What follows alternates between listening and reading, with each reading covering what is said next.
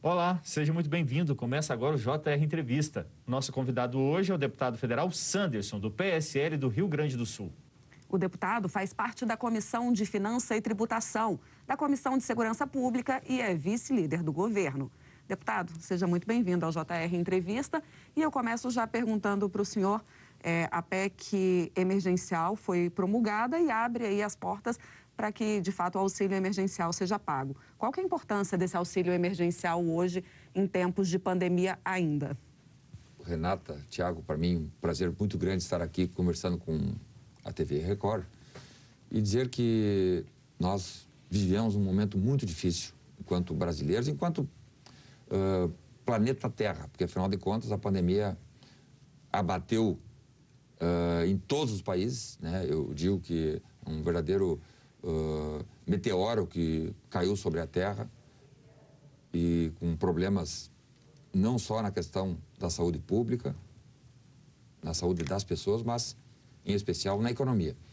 E nesse sentido, a chamada PEC emergencial, que é a PEC 186, teve o objetivo de assegurar recursos de forma responsável, no sentido de que o Tesouro Nacional, ou seja, a União, disponibilizasse algo em torno de 44 bilhões de reais a serem destinados à população que está aí desassistida. Alguns chamamos de vulneráveis, mas são pessoas que tinham emprego até o final de 2019, início de 2020, agora não têm a menor possibilidade de buscarem seus sustentos. Então, vimos como uma medida importante, tanto do governo federal como do parlamento federal, no sentido de entregar condições materiais a milhares de pessoas que hoje não têm mínimas condições de buscarem o seu sustento através do trabalho, porque, afinal de contas, nós temos aí inúmeros estados que estão com restrições sérias. O estado do Rio Grande do Sul, por exemplo, que é o meu estado, está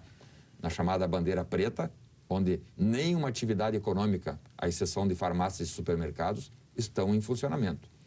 Então, o problema é um problema geral, que preocupa e deve preocupar a todos. Nós, eu como vice-líder do governo federal, do governo Bolsonaro, aqui dentro da Câmara, né, temos uma preocupação de, ao mesmo tempo que nós estamos atentos e ciosos na entrega de recursos para os hospitais, para as unidades básicas de saúde, para as prefeituras municipais, na questão da saúde propriamente dita, mas também sem descurar da questão da economia. Porque um país como o nosso, com 210 milhões de habitantes, né, com as dificuldades naturais de um país que busca sair de uma crise inclusive dos governos anteriores, crises éticas, né, que presenciamos um verdadeiro esquema sistêmico de corrupção que atacou diretamente as contas da União e de alguns estados. Então, nós já vimos uma crise e já no primeiro ano de governo, o primeiro ano de legislatura, nós chegamos aqui e fomos, como eu disse, atingidos por um meteoro chamado coronavírus, e agora precisamos de todos, sociedade civil, agentes políticos, prefeitos, governadores, imprensa, todos unidos, né, numa comunhão de esforços, né, para sairmos vivos em todos os sentidos. Vivos não só na questão da saúde, mas também vivos no aspecto da economia, para que, se Deus quiser, com a chegada da vacina, e essa é a ordem dentro do governo federal, vacinar, vacinar e vacinar. E com isso nós, se Deus quiser, quem sabe, já no meio desse semestre, segundo semestre, tenhamos aí o encaminhamento de uma normalidade social. Deputado, o que o senhor acha sobre os valores do auxílio emergencial?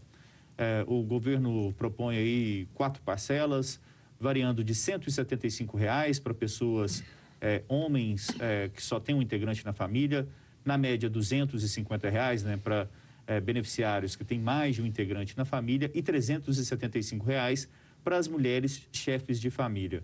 A gente já teve o auxílio emergencial de R$ 600, de R$ 300, e agora na média R$ 250.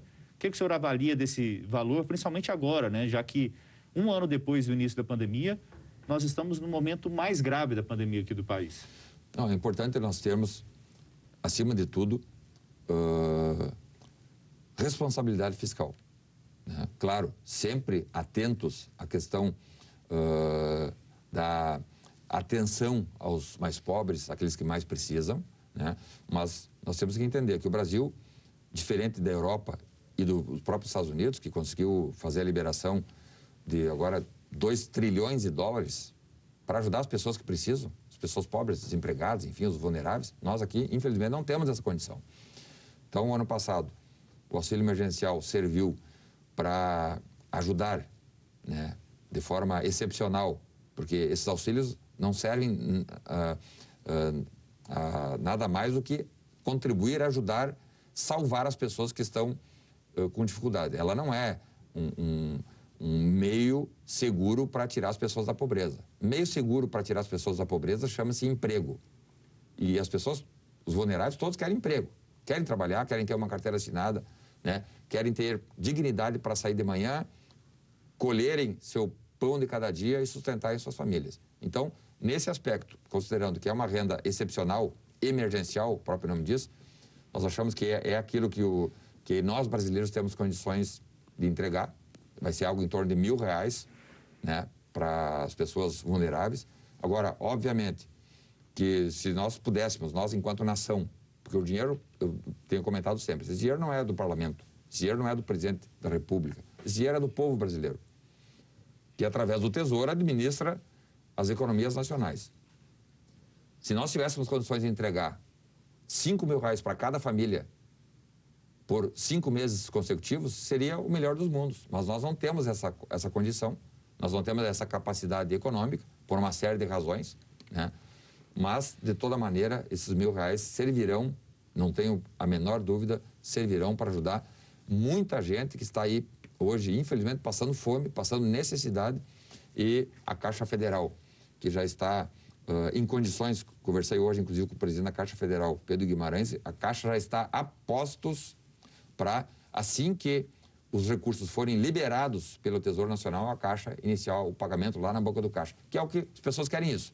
Querem ver quando é que elas vão receber, vão colocar no bolso esses valores para poderem comprar alimentação, uma cesta básica ali, e nesse momento de tanta dificuldade, né, é um momento muito difícil para todos nós brasileiros, né, e nesse momento tão difícil, então, todos juntos, unidos, não é momento, na minha visão, para esgarçamentos eleitorais, disputas políticas. O momento agora é de nós, é uma guerra, estamos vivendo uma guerra, é o momento então de nós juntos, todos juntos, acharmos soluções para vencermos a Covid-19 e também darmos condições aos brasileiros mais necessitados de sustentarem suas famílias. Uma informação só antes da sua pergunta, Renata, a informação que nós temos é que o pagamento do auxílio começa no início de abril. Você.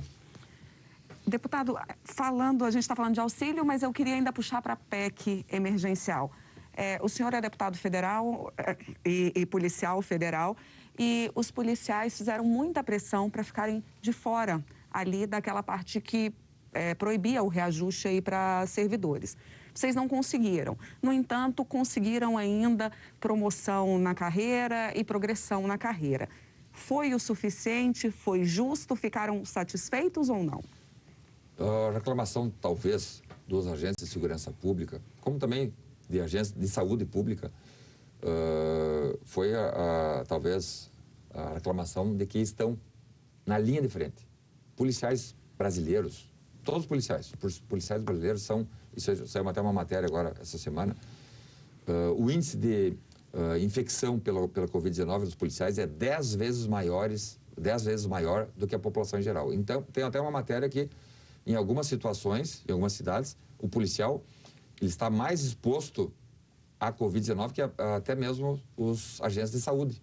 Vejam, porque está ali na ponta, desde o primeiro dia os policiais não pararam um único instante sequer atuando, dando segurança, no caso da Polícia Federal, fazendo inúmeras operações de combate à corrupção, inclusive, nós apelidamos de Covidão, né? Inúmeros prefeitos, governadores até, que em plena pandemia se utilizam do cargo público para atrair a população, para tirar dinheiro, para desviar recursos que são muito caros nesse momento de pandemia.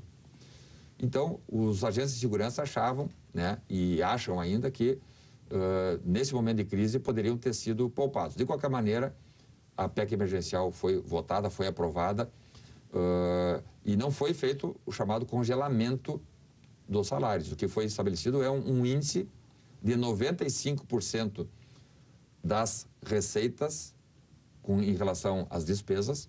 Toda vez que esse gatilho atingir os 95%, e hoje, no caso da União, nós não estamos nos 95%, mas em chegando em 95%, dispararia ali um gatilho e aí sim os servidores da União, aqui porque ela só vale para a União, não vale para estados e municípios. Estados e municípios devem ser tratados pelos governadores e pelos prefeitos. Mas da União, toda vez que esse índice atingir 95%, haveria ali, ou haverá, porque foi aprovada a PEC, um congelamento, né? De toda maneira, importante que nós façamos, em termos de Estado, uma reformulação do Estado brasileiro, diminuindo o tamanho do Estado. O Estado brasileiro tem que se preocupar com segurança pública, com saúde e com educação. Quando nós temos aí 150 estatais sob o jugo da União Federal ou do governo federal. Nos estados, a mesma coisa. Municípios também inchados.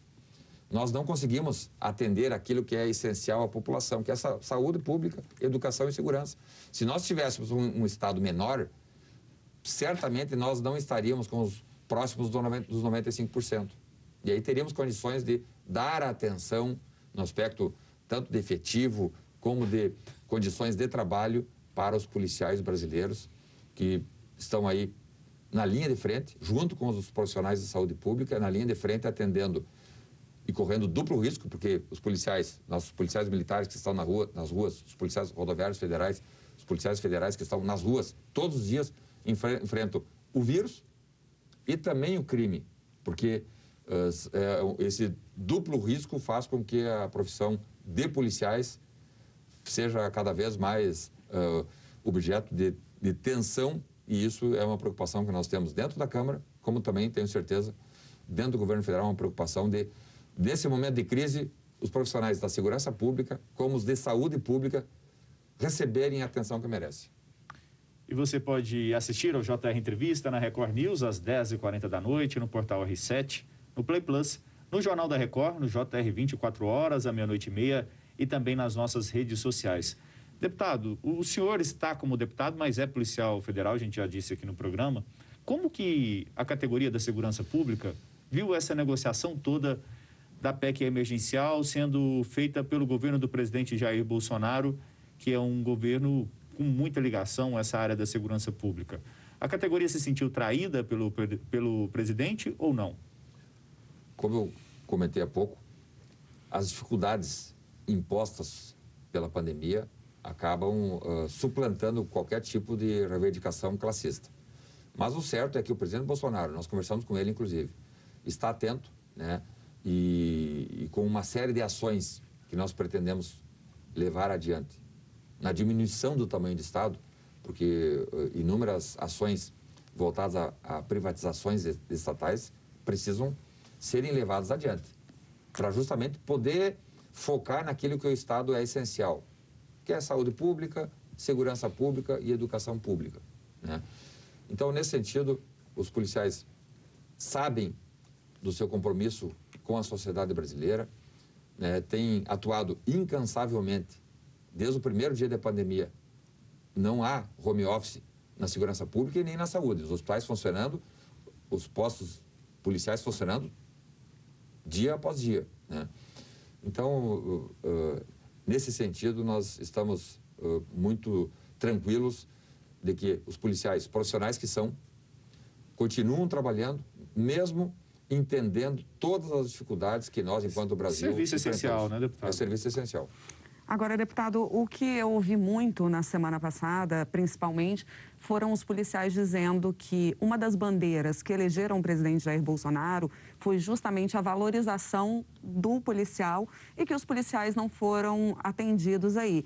Então, houve e ainda está havendo aí uma grande insatisfação por parte dos policiais que, mais uma vez, eu insisto, teriam se sentido traídos. Então, queria que o senhor comentasse isso. E mais outro ponto.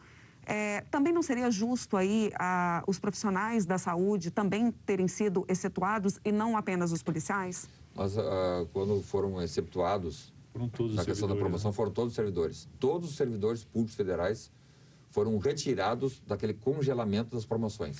Então, não, mas inicialmente o trabalho que existia era para que apenas os policiais ficassem de fora. Né? As tratativas iniciais dentro do parlamento realmente eram apenas... Porque a bancada da segurança pública hoje, dentro da Câmara, conta com mais de 30 deputados federais, oriundos das polícias, Polícia Federal, Polícia Rodoviária Federal, Polícia Militar, Polícia Civil.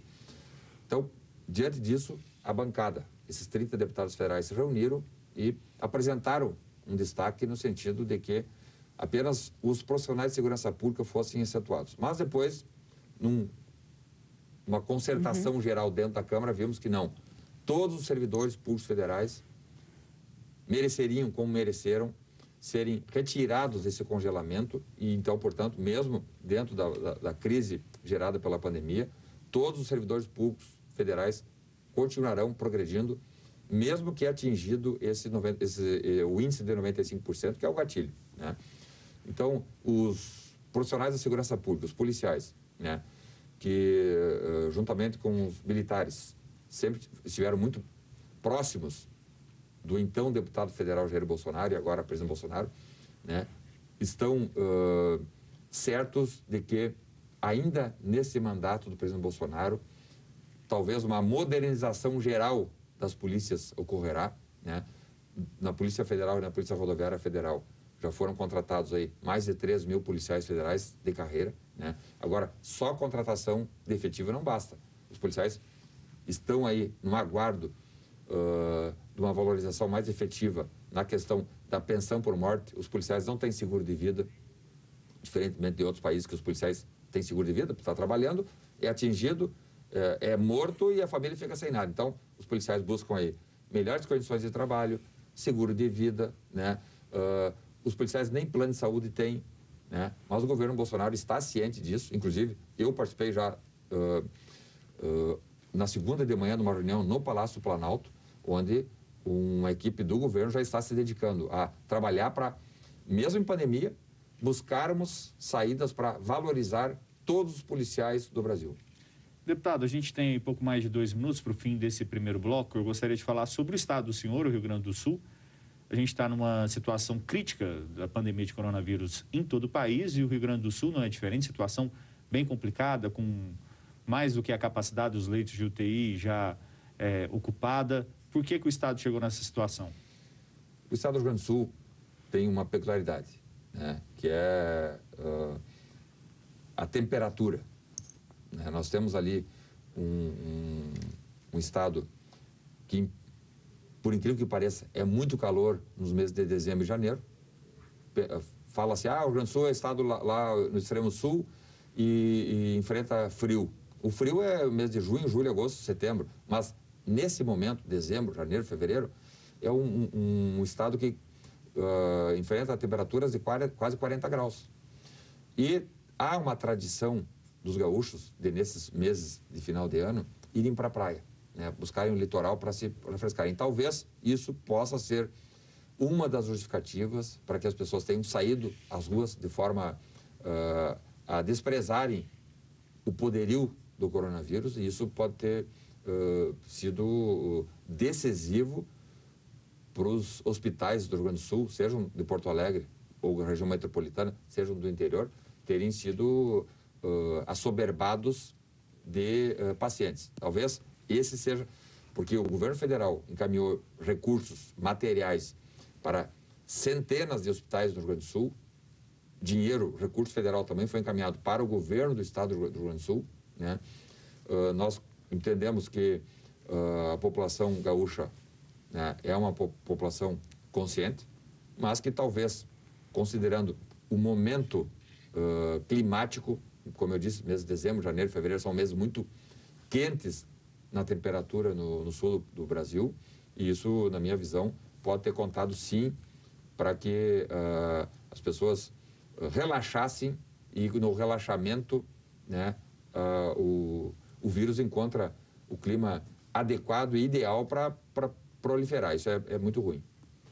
Bom, e o JR Entrevista vai para o intervalo e na volta a gente fala sobre reformas. Estamos de volta com o JR Entrevista, aqui com a gente o deputado federal Sanderson, do PSL do Rio Grande do Sul. Deputado, eu gostaria de continuar um pouquinho mais falando sobre pandemia, a situação do Rio Grande do Sul, por exemplo, e a opinião do senhor num embate com o governador do Rio Grande do Sul, que é do PSDB. O senhor disse que a realidade de cada cidade deveria ser levada em conta para determinar aí a questão de o que funciona, o que não funciona. Por que o senhor usou esse argumento? O Rio Grande do Sul conta com 500 municípios no seu estado, né? Imagine um estado com 500 municípios tendo que fazer a administração de cada especificidade de cada cidade. E isso tem que ser respeitado. E o governador do Rio Grande do Sul, Eduardo Leite, que tem inclusive se lançado, ou tem dito em redes sociais, e a própria imprensa tem divulgado, que é pré-candidato a presidente da República no ano que vem, talvez seja até o nome do PSDB, não seria mais o governador de São Paulo, e sim o governador do Rio Grande do Sul, a ficha número 1 do PSDB, a campanha presidencial do ano que vem, e isso, na minha visão, pode estar atrapalhando a boa gestão do governo. Então, quando ele faz ali uma restrição irrestrita nos 500 municípios, quando deveria haver as restrições poderiam ocorrer de forma regional, porque o município que está lá na fronteira com o Uruguai, o município de Jaguarão, que conta com uma incidência, graças a Deus, pequena do coronavírus, está sendo tratado da mesma forma que Porto Alegre, que está com uma incidência elevada do coronavírus. O município de Jaguarão, lá na fronteira com o Uruguai, que é bem interiorano, está com dificuldade econômica, todo o comércio fechado, todos os serviços fechados, apenas farmácias e supermercados funcionando, enquanto, na minha observação, poderiam estar funcionando com as restrições, todo mundo com máscara, poderia até fazer uma restrição no número de pessoas a adentrarem nos estabelecimentos comerciais. Agora, quando o governador do estado diz não, fecha tudo, bloqueia tudo, lockdown, né, bandeira preta, nada, aí ele está, na minha observação, sendo injusto com a sociedade gaúcha, e por isso nós, inclusive eu entrei com uma reclamação constitucional no STF, buscando que a chamada cogestão, ou seja, governo do estado e municípios juntos é que devem definir o que funciona, quando funciona, quais horários e por quanto tempo as atividades econômicas funcionam, para justamente respeitar as diferenças, né? O interior, as cidades pequenas lá do interior, até pelo princípio da isonomia, devem ser respeitadas nas suas diferenças. Deputado, o senhor falou que o governador Eduardo Leite foi injusto. Agora, o que fazer diante da situação do seu estado que está com 100% dos leitos ocupados? Ele tem outra alternativa a não ser decretar lockdown e pedir isolamento, porque vacina não tem? Não, quando eu falei que ele foi injusto na questão da economia, óbvio que nós estamos todos em plena pandemia, né, aprendendo a como lidar com o problema. Agora, quando ele, como eu disse, quando ele fecha toda a economia dos 500 municípios, sem levar em conta a peculiaridade de cada região, aí ele está sendo injusto, né? Porque o município, o Rio Grande do Sul é um estado grande, né? Tem municípios que distam 600, 700 quilômetros da capital, Porto Alegre, né? E que não contam com a lotação dos seus institutos de saúde. Seus hospitais não estão, em alguns municípios pequenos, não estão lotados, né? A pandemia nesses pequenos municípios está sob controle, diferente de Porto Alegre e da Grande Porto Alegre e de cidades maiores, que em Porto Alegre e região metropolitana a pandemia hoje está fora de controle. Então, a crítica que vai é para que nesses municípios em que a pandemia está sob controle, que o comércio, a economia continue funcionando com as restrições de estilo. Com restrição, inclusive, pode ser até restrição de horário, né? De número de pessoas que ingressam nesses estabelecimentos. Agora, fazer fechamento amplo e restrito nos 500 municípios, sem respeitar a realidade específica de cada região, aí, nesse aspecto, nós consideramos uma injustiça. O senhor é um dos aliados mais fiéis do presidente Jair Bolsonaro na Câmara dos Deputados e existe uma busca por parte do presidente de um novo partido. A gente já chegou a noticiar no r7.com que o presidente poderia se filiar ao Partido da Mulher Brasileiro, o PMB. Há uma negociação em andamento. O senhor acha que está próximo do presidente fechar essa questão com o PMB ou algum outro partido? Se falava também na questão do Patriotas. Como que o senhor está acompanhando essa busca por um partido do presidente Jair Bolsonaro? Claro. A linha primeira de ação, ou plano A, que a gente chama, é o Aliança pelo Brasil, que é o partido cujo nome foi dado pelo presidente. O próprio número 38 é um número sugerido pelo presidente, né, em razão não só da questão armamentista, mas também porque ele é o 38º presidente do Brasil. Então, o plano A nosso é o Aliança. Mas esse plano A está praticamente descartado. Com a pandemia, nós tivemos até novembro do ano passado, os cartórios estavam fechados, né? Então, a pandemia, sem sombra de dúvida, atrapalhou demais os nossos planos. Outros partidos fizeram já convites ao presidente, Patriotas, PSC, PP.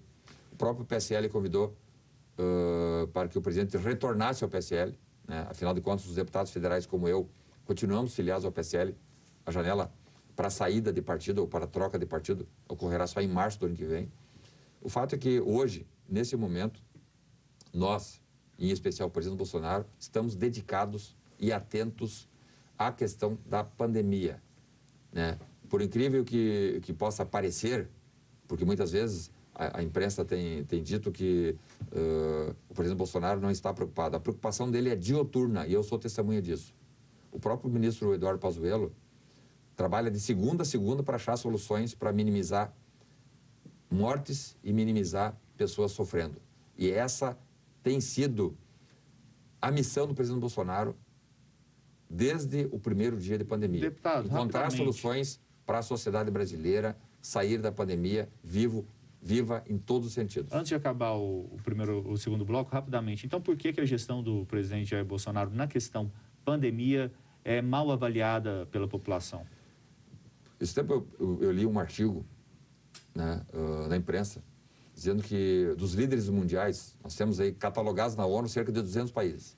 Apenas 2 líderes dos 200 países estão, entre aspas, se consagrando na pandemia. Ou seja, 98% dos líderes mundiais estão tendo dificuldade, porque é um problema novo, ninguém sabia como enfrentar. Mas ele está acertando? Eu digo que o esforço do presidente é no sentido de acertar. Agora, talvez haja aí uma falha na comunicação, né?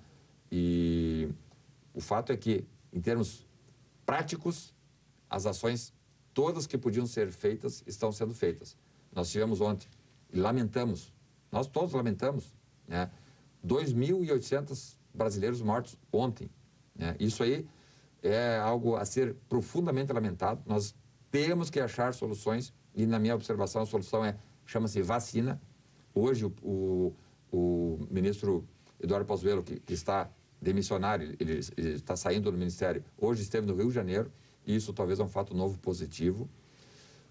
A Fiocruz está trabalhando para, recebendo tecnologia da Inglaterra, produzirmos nós aqui a nossa própria vacina. Aí sim será a nossa redenção, né? E a ideia é produzir por dia, imagine, 1 milhão de doses produzidas por dia. Aí nós teremos condições de fazer a vacinação efetiva e rápida para as 210 milhões de pessoas no Brasil. Obrigado, deputado. A gente vai fazer agora uma pequena pausa e no próximo bloco vamos falar sobre a reforma tributária. Continue com a gente. O JR Entrevista está de volta. O nosso convidado de hoje é o deputado federal Sanderson, do PSL do Rio Grande do Sul. Deputado, reforma tributária. O presidente da Câmara, Arthur Lira, deu um prazo aí de 8 meses para a reforma tributária ser aprovada. Você acha que vai? Ele está sendo otimista demais? Eu acho que o presidente Arthur Lira está sendo um pouco otimista, né? Como nós estávamos otimistas também, imaginando que meio do ano estaríamos com a normalidade social estabelecida, né? Ouvimos que o vírus é muito forte, né? Mundo afora, ninguém está tendo sucesso no enfrentamento da Covid. Os Estados Unidos está tendo dificuldade, a Inglaterra está tendo dificuldade, a França está tendo dificuldade, e o Brasil, que é um país emergente ainda, né, que enfrenta uma série de dificuldades, está sendo objeto também de um grande teste. É um teste nacional que precisa, sim, do apoio de todos, agentes políticos, setores da iniciativa privada, né, para acharmos soluções. E essa solução para melhorar o ambiente de negócios no Brasil, via reforma tributária, é uma solução que pode, sim, ser muito útil para a nossa saída do regime de pandemia e fazermos uma saída já auspiciosa no sentido de que investidores possam vir para o Brasil, produzir trabalho, gerar emprego, porque nós vamos precisar. E a reforma tributária vem justamente nesse sentido, né?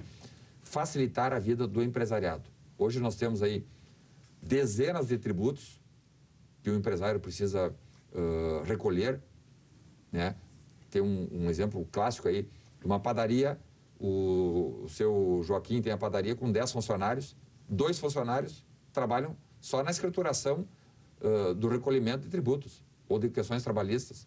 Ou seja, 20% da mão de obra do seu Joaquim na padaria não é para fazer pão, é para ele gerar aqueles instrumentos burocráticos para recolher imposto ou tributos, seja para o município, para os estados ou para a União. Então, isso que é o nosso objetivo na reforma tributária. Facilitar, diminuir esse emaranhado de tributos e fazer com que a chamada guerra fiscal diminua. Não pode um estado concorrer com outro, e muitas vezes de forma deletéria, né? Algo que não contribui em nada. Afinal de contas, somos uma nação e precisamos todos remar no mesmo sentido. E algo que é muito caro para nós na reforma tributária é inverter o foco da tributação. Hoje, a tributação está focada no consumo. E nós queremos retirar do consumo e colocar na renda. Na propriedade e na renda. Propriedade e renda, né? Porque se tu colocar no consumo, a pessoa que ganha um salário mínimo paga tanto imposto quanto o milionário. Então, se nós invertermos, como, aliás, a Europa já fez isso há muitos anos, fez essa inversão, fazendo com que o consumo seja menos tributado, não é que ele não vai ser tributado, vai ser tributado, mas de forma menos gravosa, e aí propriedade será mais tributada, rendas, que não é salário, rendas serão tributadas, né? Aí tem aluguel, dividendos, aplicações, dividendos, enfim, né? Bolsa de valores, né? Serão tributadas para fazer a compensação. Com o consumo menos tributado, a tendência é que a economia vai girar de forma mais ativa e mais dinâmica, com mais força. Com isso, nós geramos emprego, geramos oportunidade de trabalho, porque o dinheiro que está lá aplicado numa poupança ou num fundo de pensão, ele não está gerando emprego. Ao contrário, ele está gerando desemprego. Então, fazer com que as pessoas vejam, não vale mais a pena eu deixar meu dinheiro parado. Eu vou aplicar, gerando emprego, eu vou ir para o mercado, vou investir, vou ir para o empreendedorismo, vou criar emprego e com isso vamos fazer daí uma nação próspera, com igualdade social ou com diminuição da desigualdade social, que isso é fundamental, né? Nós entendemos que o Brasil tem todas as condições de ser uma grande nação. Bom, esse era um tema que dava para a gente continuar falando aqui bastante, né? Pelo que o senhor fala, principalmente na questão de uma reforma tributária mais profunda, o que não é, infelizmente, o que o Congresso Nacional deve discutir neste momento, deve ser mais a simplificação mesmo dos tributos. Deputado, muito obrigado pela sua participação. O JR Entrevista fica por aqui. Lembrando que você pode assistir ao programa na Record News às 10h40 da noite, no portal R7, no Play Plus, no Jornal da Record, no JR 24 horas, à meia-noite e meia, e também nas nossas redes sociais, Renata. Deputado, obrigada pela sua presença. Até a próxima. E obrigada a você também pela sua companhia. Até a próxima.